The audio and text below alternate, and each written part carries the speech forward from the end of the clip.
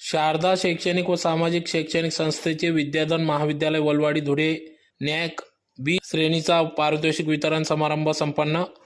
याबाबत अधिकृत तहसीकी आज दिनांक 5 मार्च 2026 रोजी दुपारी 3 वाजता धुळे शहरातील वडेल रोडवर असलेल्या शारदा शैक्षणिक व सामाजिक शैक्षणिक संस्थेचे विद्याधन महाविद्यालय वलवाडी धुळे न्याक बी श्रेणीचे शैक्षणिक वर्ष 2025-26चा पारितोषिक समारंभ कार्यक्रम या ठिकाणी पार पडला। तर कार्यक्रमाप्रसंगी या ठिकाणी माजी कुलगुरू कबचौ उमवी जळगाव माननीय अण्णासाहेब डॉक्टर के.बी. पाटील यांच्या शुभ हस्ते पारितोषिक वितरण कार्यक्रम पार पडला। यावेळी प्रमुख पाहुणे म्हणून कुलगुरू कबचौ उमवी जळगाव अण्णासाहेब शिवाजीराव पाटील, अध्यक्ष शारदा शैक्षणिक व सामाजिक संस्था धुळेचे सौ शारदाताई पाटील या कार्यक्रमाच्या अध्यक्षस्थानी होते। तर कार्यक्रमाप्रसंगी या ठिकाणी प्राचार्य डॉक्टर के.बी. पाटील, प्राध्यापक डॉक्टर योगेश बोरसे, अधीक्षक हर्षल पाटील, प्राध्यापक डॉक्टर जागृती पाटील, इंजिनियर सौ पूजा पाटील, इंजिनियर मिलिंद शिंदे,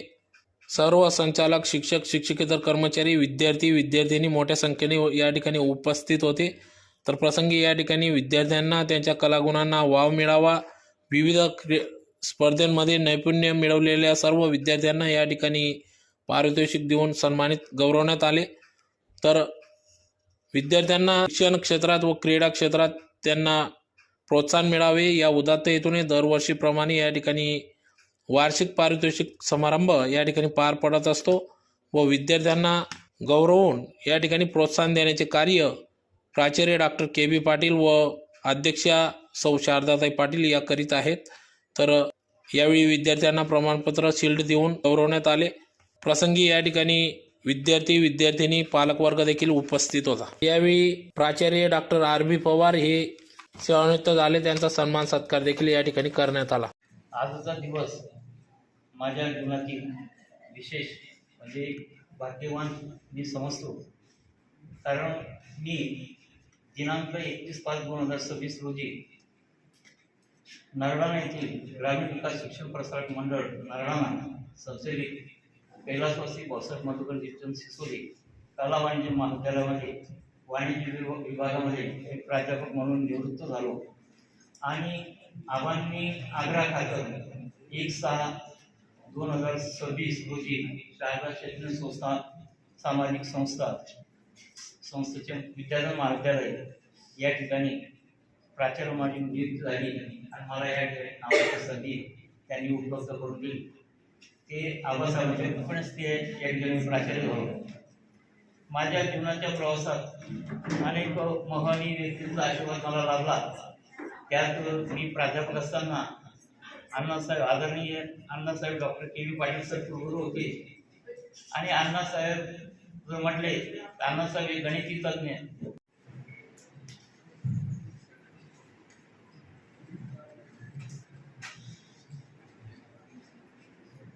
मित्र, आजचा माझ्या जीवनातला अण्णासाहेब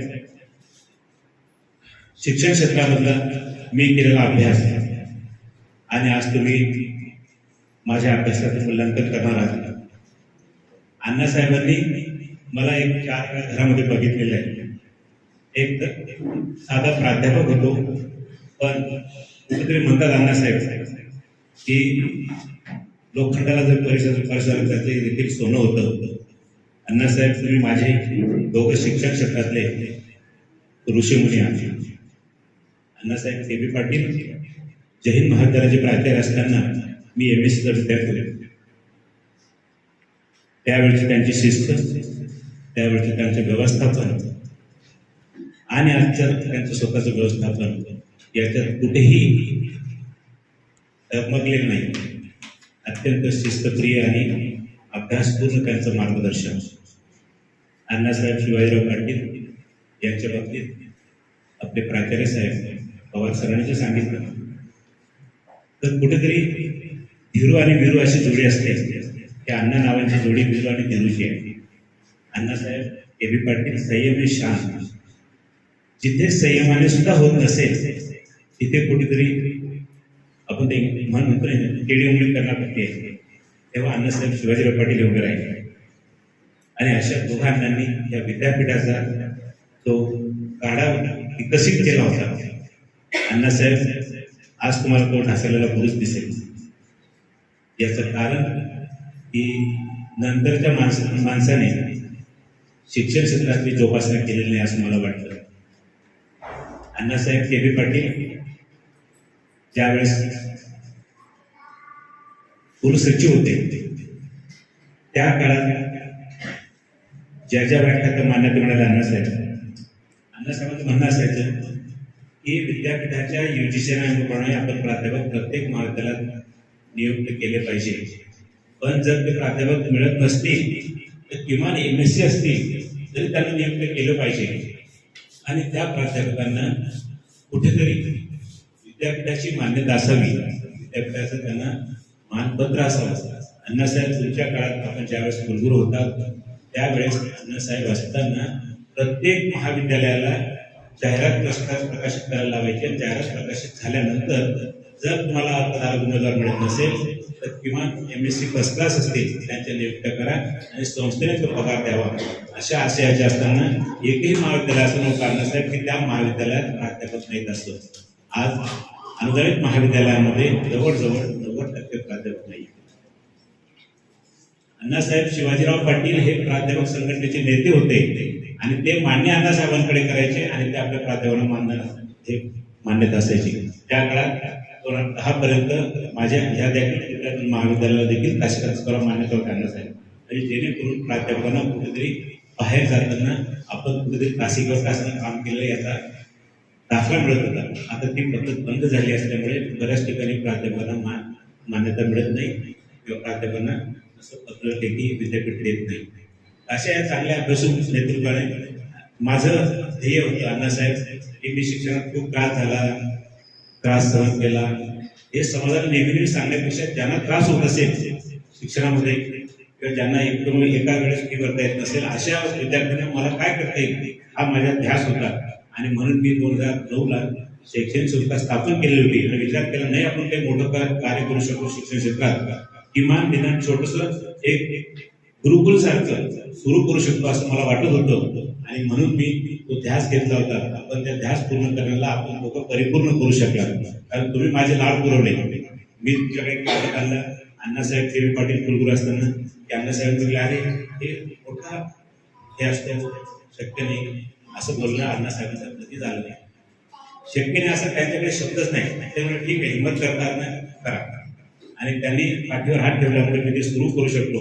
आणि अण्णासाहेब शिवाजीराव पाटील त्यावेळेस व्यवस्थापन परिषद सदस्य होते. त्यामुळे मी एकदा बघायला येईल आणि ते एकदा बघायला आले कॉलेजला. दोघं तिघांनी माझं विद्याधन कॉलेजचे स्टेडियम जवळ सुरू आहे अण्णासाहेब ते बघितलं होतं. आणि त्याच्यानंतर माझं हे होतं की हा वटवृक्ष मोठा झाला. किमान कुलगुरू महोदय जे विद्यापीठाचे सर्वस्वी असतात राज्यपाल नियुक्त असतात आणि त्यांच्या याच्यातनं मी किती सांगितलं की माझं कॉलेज असं आहे माझं कॉलेजमध्ये अशा सुविधा आहेत तर प्रत्यक्ष पाहिल्यानंतर होईल की आपण कुठेतरी दिलेला पाठीवरचा हात हा यशस्वी झाला असं वाटेल असं मला वाटतं. एवढं बोलून 2 शब्द माझे संपूर्ण प्रत्येक वर्षाच्या पारितोषिक वितरण समारंभामध्ये कुठलं तरी पारितोषिक मला असेल म्हणजे कुठलं तरी पारितोषिक आपल्याला आहे म्हणून याला आवर्जून उपस्थित राहायचं आणि ते मिळायचं. काय असतं अण्णा नेहमी म्हणायचे शर्यतीत पहिला येणं महत्वाचं नाही आहे शर्यतीमध्ये भाग घेणं महत्वाचं आहे. तुम्ही विद्यार्थी आहात तुम्ही वेगवेगळ्या विद्याशाखांचे विद्यार्थी आहात सगळे विद्यार्थी अभ्यास करतात. काही थोडे पुढे निघतात काही मागे राहतात परंतु बाकीचे आहेत परंतु पहिला येतो किंवा तो ते पारितोषिक देतो. स्पर्धा कुठली असू म्हणून नेहमी विद्यार्थ्यांना मी एकच सांगतो की तुम्ही अभ्यासामध्ये म्हणा कुठल्याही गोष्टीमध्ये जिथे तुम्हाला प्रगती करायची असेल करता येत असेल जे क्षेत्र तुम्हाला आवडत असेल त्याच्याकरता माझं एक ब्रीदवाक्य ठेवलं खुद ही गोकर इतना बुलंद खुद ही दुंबर इतना बुलंद कि हर तहरीर से पहले खुदा बंदे से पूछे बता दे रजा क्या. स्वतःला त्या क्षेत्रामध्ये एवढं बलवान करा एवढं ताकदवान करा एवढा अभ्यासू करा की तुमचा अभ्यास असा असला पाहिजे की परमेश्वराने जरी विचारलं बोल तुला कोणतं दुःख पाठवू आपण म्हणतो तुला पटेल ते पाठवा. तरच मनुष्य स्पर्धेत टिकू शकतो. आपण पाहतो की तुम्हाला काहीतरी स्वप्न दाखवावं असं काही दाखवणं स्वप्न कठीण आहे. कारण नोकरीचा प्रश्न असेल, पोटा पाण्याचा प्रश्न असेल, सगळेच प्रश्न इतके अवघड झालेले आहेत की त्यासाठी तुम्हाला प्रयत्नांची खरंच पराकाष्ठा करावी लागेल. नाराज व्हायचं कारण नाही. अन्नामध्ये कसं हौसले बुलंद व्हायचे म्हणजे तुमच्या अपेक्षा, इच्छा, तुमची इच्छाशक्ती प्रबळ असते आणि जर तुम्ही प्रयत्न केले तर खरंच अडचण नाही. पण तुम्ही स्वतःला कसं, स्वतःचा विकास कसा करता याच्यावर ते अवलंबून आहे. शिक्षण हा तुमच्या विकासाचा एक मोठाचा भाग आहे. शिक्षण आहे म्हणून काहीच होईल असं नाही. पदवी आहे, तुम्हाला मोठी डिग्री आहे, तुम्ही विद्यापीठामध्ये पहिले दुसरे आहात म्हणून तुम्हाला काहीतरी मिळेलच असं नाही. व्यक्ती म्हणून तुम्ही कसे स्वतःला घडवलं हे सगळ्यात महत्त्वाचं.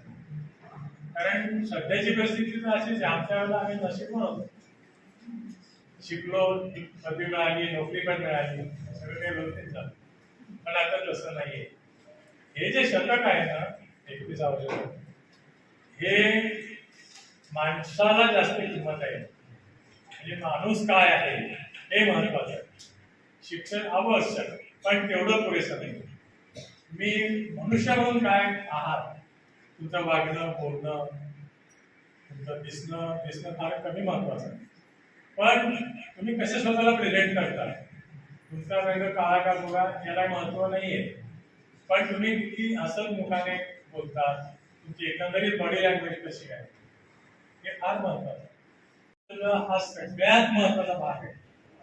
संभाषणामध्ये जसं भाषण आपण चार चौघांमध्ये कसं बोलतो, महाविद्यालयात असेल, तुम्ही घरी असाल ना, कुठेतरी एखाद्या कार्यक्रमात असाल, तुमचा वावर, तुमची बॉडी लँग्वेज, तुमचं बोलणं हे अतिशय प्रभावी असलं पाहिजे. आणि हे प्रयत्नपूर्वक तुम्ही जोपासू शकता. कारण तुमचा वावर हे दर्शवतो की व्यक्ती काय आहे. कारण नॉर्मली आपण असं समजतो की अगदी छानपैकी कपडे वगैरे सगळं करून आपलं इम्प्रेशन करतो. ते इम्प्रेशन फक्त क्षणभर टिकतं. तुम्ही बोलायला लागला तुम्ही काय आहात ते कळायला. आणि म्हणून मला असं वाटतं की महाविद्यालयामध्ये येणं, कारण न येता आपल्या मुलं परीक्षा पास होतात सगळे मी जगते, याची गरज पण नसते बऱ्याचशा वेळेला. पण येणं हे गरजेचं याच्यासाठी आहे की तुम्हाला जर स्वतःचे व्यक्ती म्हणून उभा राहायचं असेल तर मग या महाविद्यालयात येईल. या महाविद्यालयामध्ये जे विविध उपक्रम होतात त्याच्यामध्ये सहभागी होतो. मग त्याच्यामध्ये सगळं स्पोर्ट्स असतील, कल्चरल ऍक्टिव्हिटीज असतील, जे वादविवाद स्पर्धा असतील, वक्तृत्व स्पर्धा असतील, संगीताचा अन्य काही कार्यक्रम असतील, या गोष्टींमध्ये सहभागी होणं जास्त महत्वाचं आहे. आणि म्हणून म्हटलं त्यात जर तुम्ही आधी लक्ष दिलं तर तुम्हाला जास्त फायदा होईल. कारण यातनंच माणूस घडतो. माणसाला आत्मविश्वास केव्हा मिळतो तर आपण म्हणतो आपला आत्मविश्वास पाहिजे. कारण आत्मविश्वास नसेल काहीच होणार नाही. मग आत्मविश्वास येतो कुठून, तर तो तुम्हाला किती गोष्टी करता येतात. म्हणजे तुम्ही हुशार आहात त्याच्याने काही प्रमाणात आत्मविश्वास नक्की मिळतो. तुमचं अक्षर चांगलं आहे, तुम्हाला चांगले चित्र काढता येतात, गाता येतात, वाजवता येतं, काहीतरी अशा 4 गोष्टी जर तुम्हाला आल्या, चांगलं खेळता येतं, तसतसा तुमचा आत्मविश्वास वाढतो. सध्या आपण असं पाहतो तेव्हा इव्हन सगळ्या प्रकारच्या आपण नोकरीसाठी सुद्धा ज्या काही स्पर्धा असतात त्याच्यात मुली आघाडीवर असतात. अगदी IAS IPS पासून आता हे चित्र आहे. मेडिकलचे एंट्रन्सचं बघा तुम्ही किंवा इंजिनिअरिंगचे एंट्रन्स बघा, आघाडीला मुली दिसतात. हे का होतं? कारण मुली तुमच्यापेक्षा कितीतरी अधिक गोष्टी करायला शिकतात. घरामध्ये सुद्धा त्या आईला किती मदत करतात. पाहुणे आले बघायचं, आपण मात्र एकदा बाहेर जातो. त्या जितक्या जास्त गोष्टी शिकताना त्या त्यांना कॉन्फिडन्स देतात. म्हणजे त्यांना स्वयंपाक येतो, त्यांना आणखी अनेक गोष्टी येतात की मुलं नॉर्मली अशा मुलींच्या गोष्टी म्हणून शकतो. त्याच्याने त्यांना फायदा होतो. तुम्ही जर अशा अनेक गोष्टी शिकल्या तर नक्की तुम्हाला तर ऍडव्हान्टेज आहेच. तर हे सगळं आपल्याला डोक्यात ठेवायचं आहे. कारण नुसती डिग्री आहे म्हणून मला काहीतरी मिळेल असं नाही. अगदी आज अशी परिस्थिती आहे की IIT सारख्या संस्थांमधून इंजिनियर झालेल्या मुलांना सुद्धा अक्षरशः 5.5 लाखाच्या पॅकेजवर काम करतात. तेवढ्यात तर तुला राहण्या जेवणाचा खर्च एकट्याला भागत नाही. त्याच वेळेला एखादा साधा B.Com झालेला मुलगा असेल आणि फार व्यवस्थितपणे थोडंसं कॉम्प्युटर ज्ञान असेल तर तो कितीतरी अधिक चांगलं करिअर करू. म्हणून मी म्हटलं की पदवी नाही मला काय येतं. आज आपण म्हणतो की AI मुळे असं होणार आहे, AI मुळे कसं होणार आहे, सगळ्या नोकऱ्या जातील असं होणार. कारण नुसती पदवी म्हणून तर नक्कीच तुम्हाला उपयोग नाही. नेहमी सारखं सांगतो तुम्हाला 4 गोष्टी आल्या असतात. त्याच्यामध्ये मग तुम्ही AIला सामोरं जायचं असेल तर आपल्याला काय आलं नाही. माझी डिग्री B.Com आहे किंवा BCA आहे किंवा MCA आहे किंवा BSc आहे MSc आहे जे काय असेल त्याला पूरक 4 गोष्टी तुम्हाला शिकलंच नाही. कुठल्याही एका गोष्टीवर काही मिळत नाही. आपण शेतकऱ्यांनी आता असंच म्हणतात की नुसती शेती करून नाही भागत, शेतीला जोड धंदे असल्याशिवाय शेतकऱ्याला भागणार नाही. असं सगळ्याच क्षेत्रामध्ये आहे. म्हणून तुम्ही अनेक गोष्टी कराव्या. आणि हे जे उपक्रम आहे आज पारितोषिक वितरणाचा समारंभ आहे ते पारितोषिक तुम्हाला लॉंग डे आज पुढे घेऊन जाणार आहे. केवळ इथल्या एखाद्या स्पर्धेतला नाही आहे. त्याच्याने अनेक गोष्टी तुमच्या आयुष्यात घडवलेल्या असतात आपण कळत पण. आणि दुसरं असं आहे की जसं म्हणाले की मोठं ध्येय पाहिजे. जैनचं पीठ वाक्य आहे not failure but no a misguide. अपयश आलेलं तर चालेल पण छोटंसं ध्येय ठेवायचं जे मोठं. आणि याचे अनेक अशी उदाहरणं आहेत. तुम्हाला माहिती असेल अब्राहम लिंकनचं नाव तुमच्या तुम्ही ऐकले असेल. अब्राहम लिंकन हा अमेरिकेचा अध्यक्ष होता. हा माणूस साधा म्हणजे सुतारकाम करणाऱ्यांचा खेड्यात राहणारा मुलगा. थोडा शिकला सवरला वकील झाला. आणि मग वकिली पण काही चालत नव्हती. तुम्हाला माहिती आहे पाहिलं असेल फोटोग्राफी विद्रूप माणूस कुरूप बनणार. त्याने दाढी का ठेवायला लागले तर ते कुरूप पण कमी व्हावं म्हणून. तर त्या माणसाने पहिल्यांदा त्याच्या गावात थोडा मोठ्या गावात गेला होता वकील असल्यापासून तालुक्याच्या गावात गेला धुळ्यासारख्या गावात. मग तिथल्या नगरसेवक पदासाठी निवडणूक मग त्याने प्रयत्न केला की मी आता त्याच्याने खचला नाही हे गोष्ट लक्षात ठेवून. त्याने अमेरिकेच्या सिनेटसाठी उमेदवारी घेतली. तिथेही तो जिंकला आहे. नंतरच्या काळात उपाध्यक्ष पदासाठी निवडणूक लढला तरी हारला. तरी सुद्धा शेवटी तो अध्यक्षपदाची निवडणूक लढवलीच आहे आणि तो जिंकला. आणि अमेरिकेच्या इतिहासातला सर्वात उत्तम अध्यक्ष अब्राहम. आजही अमेरिकेमध्ये फक्त 2च अध्यक्षांच्या याच्यासाठी शूटिंग मिळते. एक म्हणजे जॉर्ज वॉशिंग्टन कारण तो पहिला अध्यक्ष आणि दुसरा अब्राहम. म्हणजे सांगायचं तात्पर्य असं आहे की आपण थोड्याशाने नाराज व्हायची गरज नाही किंवा हे झालं नाही म्हणजे मग काही नाही असं नाही. तुम्ही अधिकाधिक पुढे जाता. आपल्या नेहमी यशाची पाठी पाहिजे त्या पायऱ्या पटपट सगळ्यांना पाहिजे. तर हे सगळं तुम्हाला मला वाटतं मनात ठेवायची गरज आहे. तुम्ही अगदी नाराज व्हायची कारण नाही पण मी काहीच करणार नाही आणि जरी मला हे मिळावं तर तसं काय करणार. तुम्हाला धडपड तर करावीच लागेल. आणि ती धडपड तुम्हाला योग्य दिशेने करायची असेल तर मला असं वाटतं की घरी बसून पदवी मिळवणं त्यातून तुम्हाला काय मिळणार नाही. पदवी मिळेल बाकी काय मिळणार. मी महाविद्यालयात आला इथल्या सगळ्या ऍक्टिव्हिटीजमध्ये सहभागी झाला तर तुम्हाला नक्की फरक पडू शकतो. आणि महाविद्यालयाने आलाच नाही तर म्हणजे महाविद्यालय स्वस्त होऊन जाईल ना. काय करत गरज नाही. तुम्ही येत राहिला काहीतरी करत राहिला महाविद्यालय तुमच्यासाठी त्या गोष्टी करेल. असं या दोन्ही बाजून हे चालू राहिलं तर नक्की मला असं वाटतं की तुम्हाला चांगलं यश मिळू शकतो. आणि ते तसं यश तुम्हाला मिळो अशा शुभेच्छा देतो. आज पारितोषिक मिळालं त्यांचं अभिनंदन. आणि आम्हाला नाही तसं पारितोषिक मिळण्यापेक्षा जे जे सहभागी झाले त्यांचं जास्त मोठं आहे. एकदा शुभेच्छा देतो. माझं नाव शारदा किशोर पाटील, शारदा शैक्षणिक व सामाजिक संस्थेच्या अध्यक्षा. आमच्या विद्याधन महाविद्यालयामध्ये 2025-26साठी आजचा पारितोषिक वितरणाचा कार्यक्रम संपन्न होत आहे. त्यासाठी प्रमुख पाहुणे म्हणून कुलगुरू उत्तर महाराष्ट्र विद्यापीठाचे माजी कुलगुरू डॉक्टर अण्णासाहेब के.बी. पाटील, तसेच माजी कुलगुरू अण्णासाहेब शिवाजीराव पाटील हे उपस्थित आहेत. तसेच महाविद्यालयाचे संस्थापक प्राचार्य डॉक्टर के.बी. पाटील सर, सचिव हर्षल पाटील, संचालिका डॉक्टर जागृती पाटील, तसेच आमचे महाविद्यालयाचे ग्रंथपाल डॉक्टर योगेश बोरसे सर हे कार्यक्रमासाठी उपस्थित आहेत. विद्यार्थ्यांनी वर्षभरात जे उपक्रम राबवलेले आहेत, विविध क्षेत्रात त्यांनी कामगिरी केलेली आहे, तर त्यांचा गुणगौरव हा झालाच पाहिजे. म्हणून त्यासाठी आम्ही दिग्गज व्यक्तींच्या हस्ते आजचा हा कार्यक्रम संपन्न करीत आहोत. त्यांना कार्यक्रमासाठी सर्व विद्यार्थ्यांना हार्दिक शुभेच्छा देते. तसेच विद्यार्थी हाच केंद्रबिंदू आहे.